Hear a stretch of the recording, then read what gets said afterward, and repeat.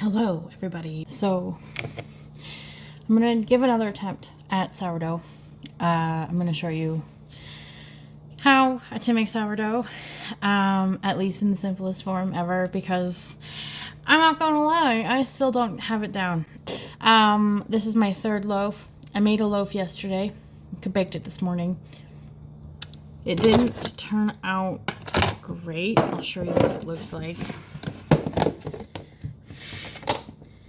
This is what it looked like, and then the inside. It's very dense, and it didn't properly build an ear. And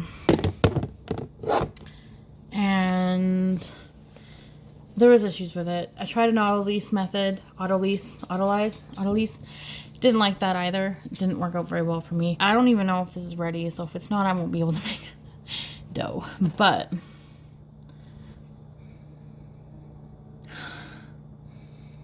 I mean, it smells okay. It's definitely bubbly and active. This is Anne Marie, because Francais, and she likes baguettes. So her name is Anne Marie because she likes a baguette. A little bit of this you guys cannot see, and I'm going to put this in the water. And if she floats, which you guys are not going to be able to see because it's going to misbehave, it's ready. This one, in fact, it floats. So, let's get started. I'm not using any fancy tools. I don't have a bench knife. I don't have a banneton. I don't have a dough whisk or Danish whisk. I don't have a scorer tool. So I do have a scale. So we're doing 100 grams of our Anne Marie. I fed her this morning, so hopefully there's enough of her to use. I'll feed her when we're done here. I honestly don't think I'm going to have enough. I don't want to take any more from the bottom. That's still workable. You can still mix with that. I'll just wait a few days before making another loaf. 98! Are you kidding me? Now it says 100. Okay. Poor Anne Marie. I'll put this back on her for now to keep stuff out, dust and whatnot. Okay. And 365 grams of water. I'm going to use a fork and just kind of mix this together. Just to kind of... This worked last time. Okay. Not too much, just a little bit. Okay. Now I'm going to add the flour, which we already measured. Let's actually put the salt before I forget. So we need 10 grams of salt, which seems like a lot, but okay, that's 11 grams. 12! That's fine. No problem. Okay. 13. Let's take this off the scale. Shoot. Flour. Alrighty, I'm going to take my fork and I'm going to mix this together. Again, I do not have a dough whisk, so we make do with what we have in this household. Okay, you guys can't see, but it looks like stringy. Very stringy. And then I'm going to use my phalanges, because, you know, how do you think the ancestors did it? The book. Wow, this is like surprisingly really quite stringy for what I needed it to be. I expected this to be super dry or super wet, because the first time I did this, oh my god, was it ever. It was so wet. It was like ridiculously wet. I auto leased it again, like I said, for like 2 hours, and it was like just 2 hours, and it like just didn't. I don't know, not my thing, not gonna happen ever again. Okay, so this is what we have. It's really stringy. At this point, you could try to do a kneading session. Honestly, I was going to, but looking at the way it looks, I'm gonna leave it for half an hour and come back. I'm gonna cover this baby with a lid. Look at her. So she kind of still looks a little bit sad. You're not gonna be able to see this. It just occurred to me now. So she should start formulating like together just after a couple of minutes. So that's why we left her. I'm gonna take her out of the bowl, and you're gonna see she's not exactly put together yet. What I'm gonna do, this is a technique called slap and folds. I find them really fun. So, man, I feel like I could have used more hydration. We're gonna slap her on the counter, fold her over. You cannot see. Slap, fold. Slap, fold. Slap, fold. Slap, fold. And there she goes. She's coming together now. Wet my phalange a little bit. You might be surprised. That will keep her from sticking to your phalanges. So now you see it's already coming together into a sticky dough. It builds the gluten strands in your dough quicker, especially right at the start, as you can tell. Okay, I'm gonna leave her, and then this is what we have. So as you can see, she's very she's tense right now because I just kind of worked the gluten. So as sourdough works, you'll basically, as you work the dough, that gluten is forming because you're forming the gluten strands and also working air into the dough. So once it gets tight like this, you want to stop working it right away, because once it gets tight like this, you're going to leave it alone for about half an hour and come back and you're going to work it again. So what I'm going to do, pop my lid on. Like I said, I use a lid for a pot. It doesn't fit, but it doesn't matter. This is going to seal it. And the difference between this method and other methods, I live in cold Saskatchewan. It's the middle of January. It's cold here and it's very dry. The first dough I made, I used a kitchen towel. Didn't work at all. Tried to dampen it. Didn't help. And the dough ended up being just very dry. And I found that doing it this way kept a way more moisture in the dough, and it ended up it just worked better. So I'll be back in about half an hour and we'll go over the next steps. So I have sat the dough for about 30-ish minutes, and I'm going to do my first set of lift and pulls, or lift and folds, or it's also called stretch and folds. Here's the dough. That's what we've got. It's a gelatinous mass, but you can see that it kind of stretched out a little bit and spread apart a little bit from when we left it.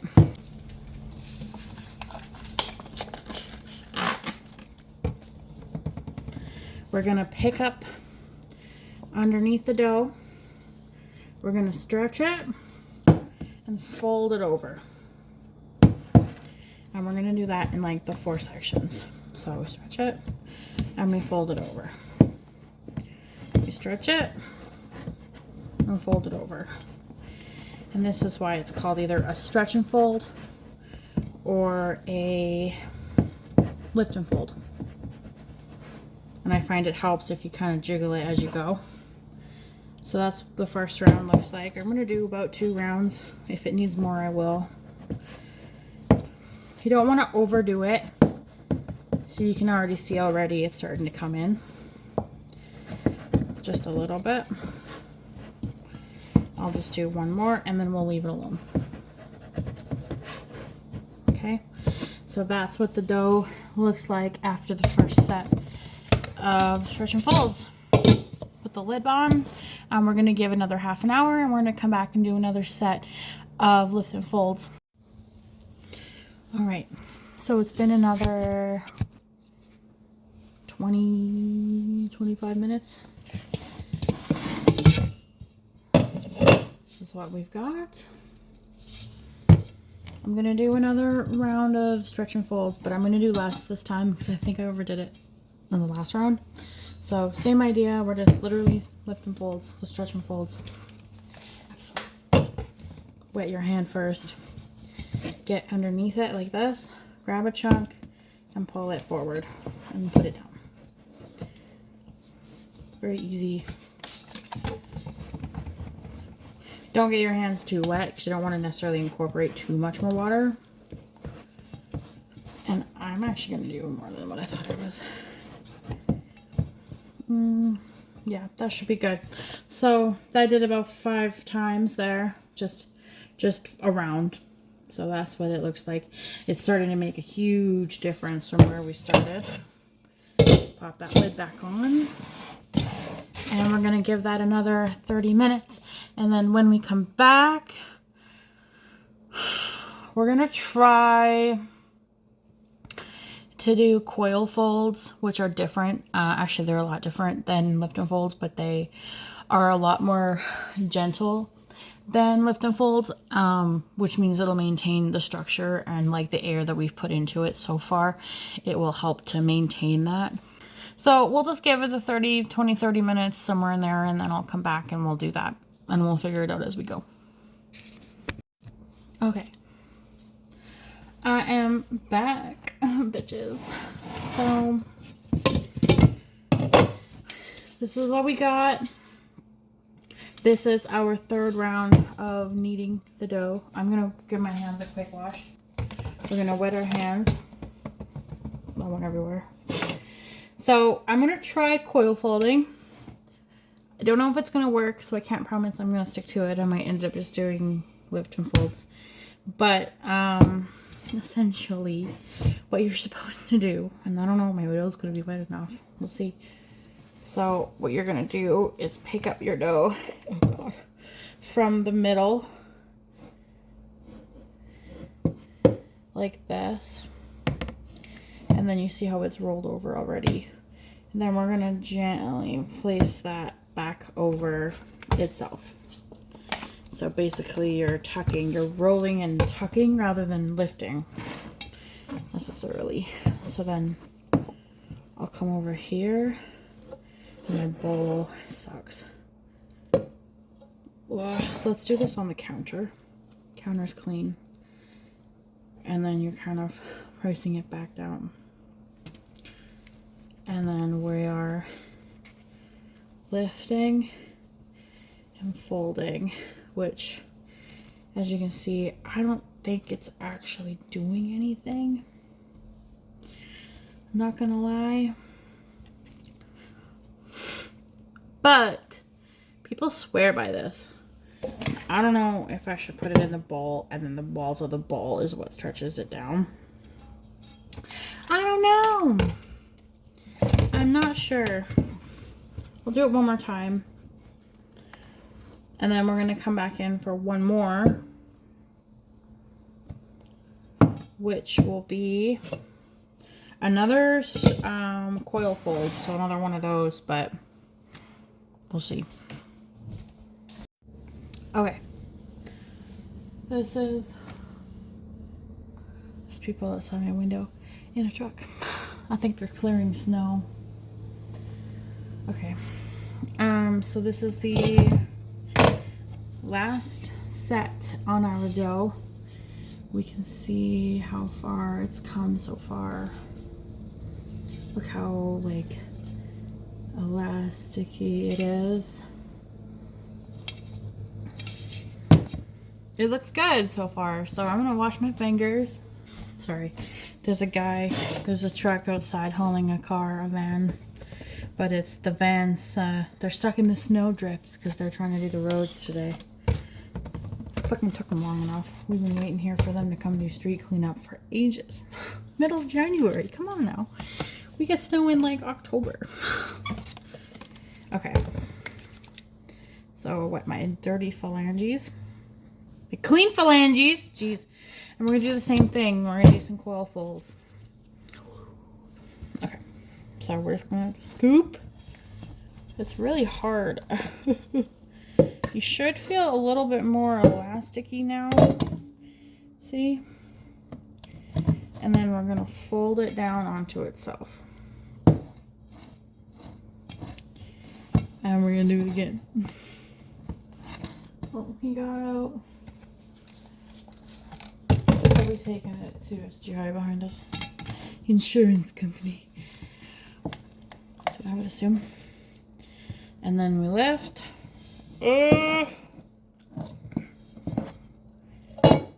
And we fold it down onto itself. Just really gently.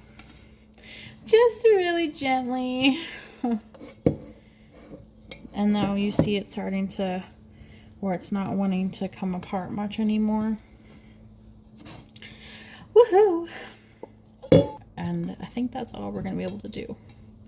So, this is where we are. It's very, very elasticy. So at this point, what we're going to do is we're going to leave it alone for several hours. So this is what's called the bulk fermentation. No, bulk fermentation. There comes the street plow. The bulk fermentation. I don't like how they're my window height stage. So basically, what we're gonna do is we're gonna let it sit there for several hours. So what I might do. So I've got this kitchen towel. I don't know if this is gonna work, but it might help a little bit. So I'm just gonna set this on here, and then I think what I'll try to do is just roll the edges of the towel. I don't want it on the dough, but kind of just roll them. I've never done this, so take it with a grain of salt. But just so that I can keep everything, maybe it's slightly warmer, because it is a cooler kitchen, and I live in snow, in the land of snow. So there. So it's a little bit wrapped up. That might just keep it a little bit warmer and make the process go a little bit quicker. We're gonna let it sit there for a good, like I said, probably 2.5, 3 hours, and go from there. So this is like the stage where, like, if you had errands to run, go do them now. Okay, so the dough has been sitting for about 4 hours. It's 7:40 now, so that's the longest I've left it before. I usually only leave about 2.5 hours, but I thought I would try it a little bit longer today and see if I get any of that for me bubbly light crumb that I'm looking for, if that's the solution. So here's the dough.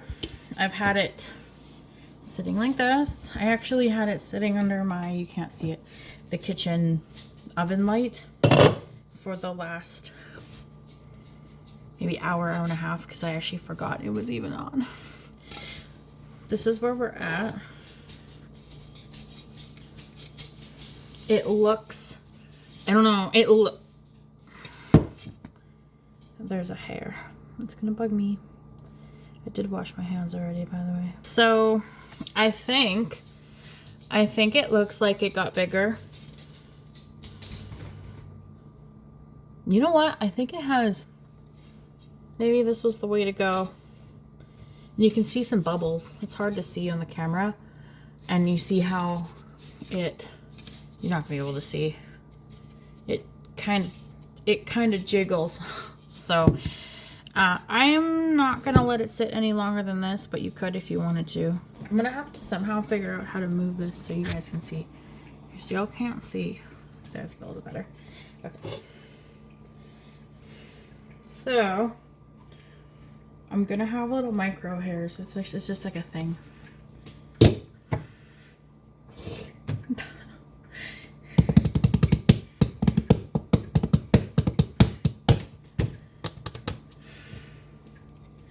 I don't want to touch it, but it's like really in there. What I will do I don't have any fancy tools, so we're going in with the confetti spatch. I'm gonna lightly just wet this down and just kind of scrape the sides of the bowl to get it to maybe come out on its own. Oh, maybe. It's nice and round. Let's see if that helped. It's really in there. Oh, it's coming. It's better not to touch it if you don't have to. Every time I've had to, but I don't want to touch it this time. Oh, there we go. That is a dirty ass bowl. Okay. This is what we have now. We're gonna pre-shape and we're gonna shape it. So there's two different forms of shaping. The first one is just, I swear to God, that's a friggin' hair. There's hair bubbles. So the first shape is a pre-shape, and it's really just to like get into a round shape. And then we're gonna leave it for another 15-20 minutes. And then we're going to do the final shape, which will tighten the ball. It's basically like tensioning the ball of dough, which will essentially make it so that it's tight. The tighter you get it, the better the crumb, I think. Or no, the tighter you get it, the better the belly is what it is. When it opens from the top when you bake it, the wider it goes. So what I'm going to do is I'm going to grab this here, and I should have put a little bit of flour down on my work table, but I didn't. I'm just gonna use this. Actually, I don't need to. I've got water. This is actually distilled water. I was using it for my plants. I had a Venus flytrap. No, a pitcher plant, but it died. I had to go to Edmonton for a month. I was staying with my parents for a month. And some of my plants didn't make it. It's okay though. So I'm gonna I know you can't see. I know. I understand. Okay, this is how it is for now. If you like this video, I'll make another one and I'll try to show you a little better. Okay? So I'm gonna fold basically 1/2 over, get up under the other side. Don't fall on my dough, bitch. Pick up the other side. Stick it to the table. It's okay. And we're gonna fold over the other side. Oh no. This might be bad. That was, oh my gosh, that was my fault. So I've seen this done different ways. Okay, you guys can't see it. I don't know how to do this. I need a stand or something. Does this help? Don't judge me, okay? Please. Okay. So fold it over one side, fold it over the other side. And what I'm gonna do is I'm gonna pull. We're gonna do head and shoulders, knees and toes. So we're gonna pull head and shoulders, knees and toes. And that's supposed to help tighten it up a little bit. So we're kind of pulling and crossing. It's a freaking hair. And then we're gonna take this and we're gonna roll it up like this. Should have really used a thing. It's fine as long as you don't break the dough, if that makes sense. Okay, and we're gonna roll it up. Here's our little dough ball, and you're gonna see open end here. I'm gonna take this, fold it underneath, and then same thing on the other side. So take it, kind of roll that underneath. We're making a boule. A boule. It's a round loaf. And that's it. We're gonna leave this here for about 15 to 20 minutes, like as is. And I'm gonna come back and I'm going to finish shaping it.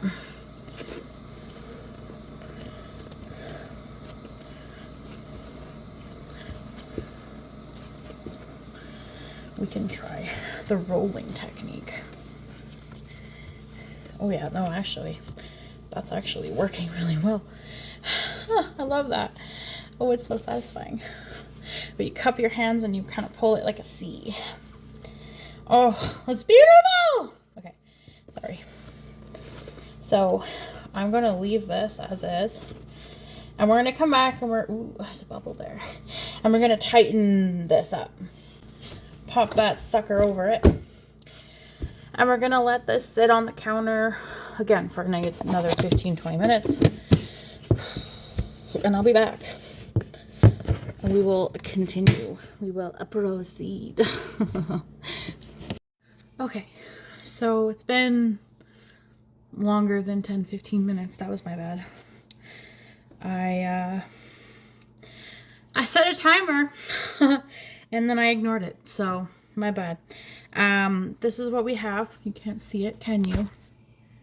Okay. It's very flattened. We're gonna tighten this up essentially. So we're gonna go like this. Actually, I'm gonna do that same thing I just did, where I take it and I turn it, because I actually quite like that. That's fun. I feel like that's gonna work absolutely freaking brilliantly in getting a wonderful little dough. Look at it. You can't really see it.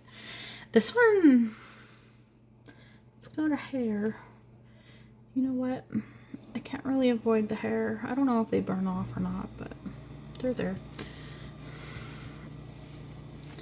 And I don't want to overdo it, but I think that's probably good. You can see the air bubbles. You can't see them, but I can. Oh God, I'm afraid. So you can see all those wonderful little air bubbles. So what I'm gonna do now is I'm going to set this up in a proofing basket. Proofing basket, we use that term lightly here. And we're going to use that to, yeah, sorry, I'm obsessed. This is fun.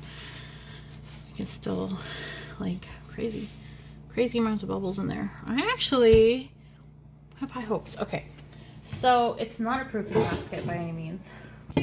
We're going to use a metal bowl. You can use a colander, like a strainer. I tried that the first time. It worked okay. It'll work. And we're going to use a towel, a kitchen towel. One of my nice ones. Oh. So throw that in to whatever you're using. And this will work fine. It's going to work fine. And I'm going to take some flour. This is very important. Don't skip this. We're going to flour around and inside our cloth. And you really want this flour to be everywhere.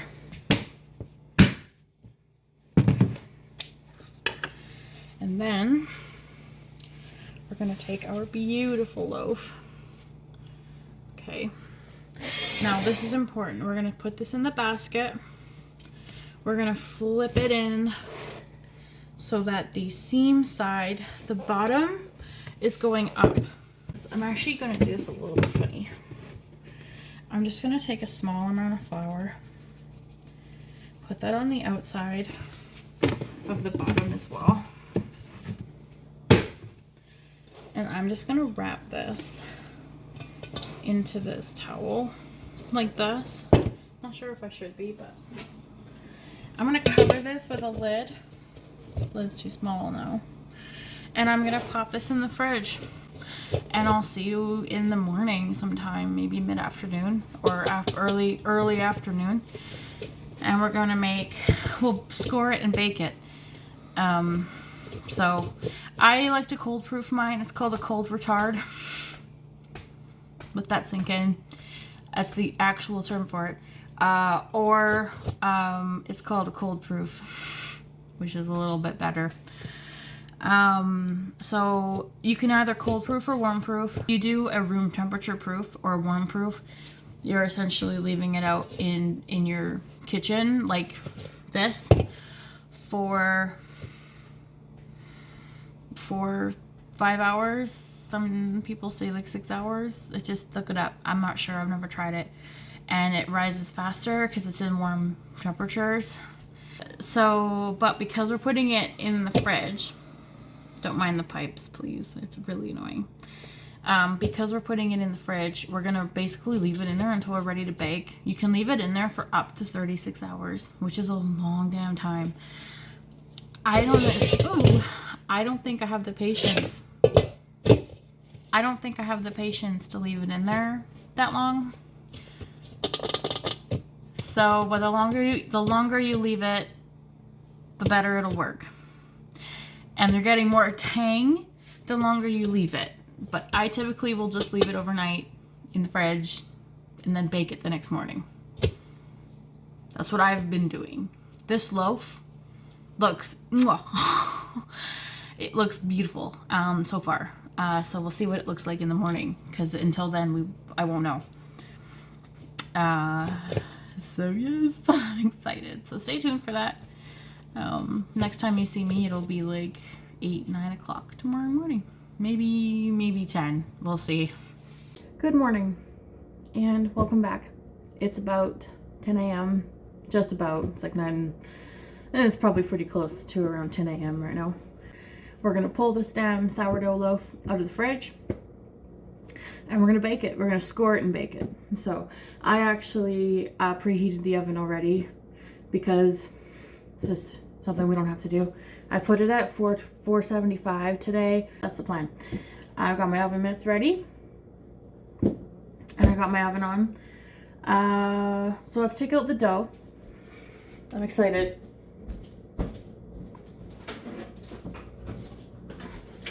I have parchment paper. I'm going to pull out a chunk. It's a fantastic trick.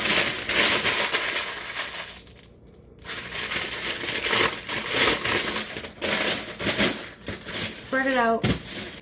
So this is just on my counter. Let's go grab the dough out of the fridge and see where we are. I left it a little bit longer than I normally would. Just because I wanted to see if it would make a huge difference. Usually I would have done it like right when I woke up, which would have been around like 8 o'clock, 7, 8 o'clock. So, but we'll give it a go. We'll see what it's like, what it looks like. And I haven't done the poke test yet either, but I'm sure it's fine. So let's take this off. Okay. This is what we have. So I'm going to do a poke test on it really quick, just for the sake of doing one, even though I'll be surprised if it isn't ready. Guess what? I already have a hair. It's a dog hair. Okay, they're dog hairs. So all you're going to do for a poke test is if you poke it like this and it rises like this, back almost completely to the level of the dough, which means it's ready. So we're going to flip this over. Take this off. So I've got a little blade. This is what I use. I settled on doing just a cute, simple design because that's what I've been doing. And I think it's important to kind of get the simpler designs down before we move on to fun stuff. I'm going to do one big expansion score, which is going to be where the belly forms when it's in the oven. That's where it'll kind of come open. And then we're going to do some basic wheat stalks. Boop, boop, boop, boop, boop, boop. Judge me not. And then, that's what it looks like. And then we're going to do the wheat stalks. I'm going to do 3 up the side. And they say you should make them going upside down, because that's the easier way to do it. So I want 1, 2, and 3. So I don't actually have a Dutch oven. It's not something that I possess. However, I do have a roasting pan, and the roasting pan works, I don't know, the same. It works great. I haven't had an issue yet. Carefully, because this thing is gonna fucking sizzle you. Here's my Dutch oven, loosely. It is just a roasting pan. And then very carefully, I will show you though, so chill. Calm down. Don't be so disappointed. And this is what we have. So I'll try to show you. This is what it looks like. There's our beautiful, not so much wheat stalks in our belly, or our main score, expansion score. We're gonna leave it in there for 20 minutes. Come back, we're gonna take that lid off, but we're gonna leave it in the oven. And then we're gonna bake it for another 20 minutes. 20 to 25, depending on what you want the crust to look like. Okay, so it's been about 20 minutes. I'm gonna take it out of the oven. Let's see. Moment of truth. Third loaf.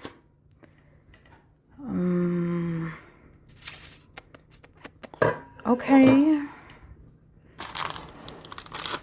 You know what though? Those look good. We're not really getting an ear though. So sad. I'm gonna put that back in the oven. I think I'm gonna bake it for like 25 more minutes to hopefully get a deeper crust.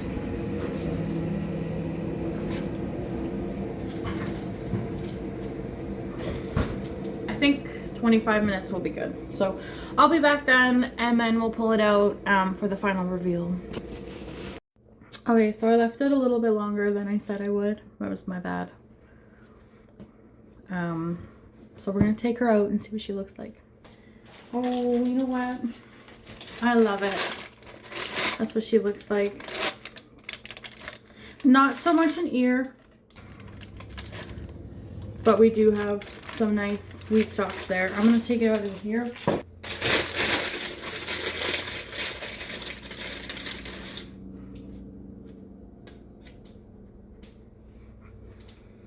Oh, she smells good. I'll show you. So this is what we have. The final result. These stalks turned out freaking gorgeous. This one, it turned out well. You just can't see it because there's no shading on that side. I'm gonna come back in a couple of hours for one more little clip where I show you guys. We're gonna open it up and look at the inside. Okay, so it is now about 1:20. I've got cutting board, bread knife.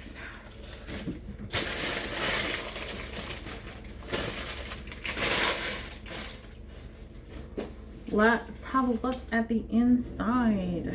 This is the part we've all been waiting for. Yay! I'm starving, so I'm not gonna lie. I don't have high hopes. Because it's easier to have lower hopes. Okay. Well, I'm gonna tell you right now. Oh, I don't think we got it.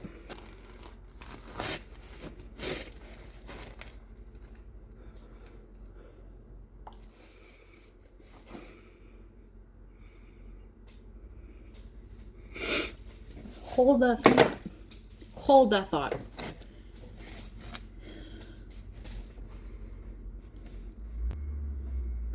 That looks way better than I had anticipated. Holy shit.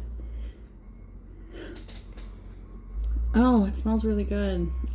Are you freaking kidding me? Wait a sec here. Why is that, like, actually not bad?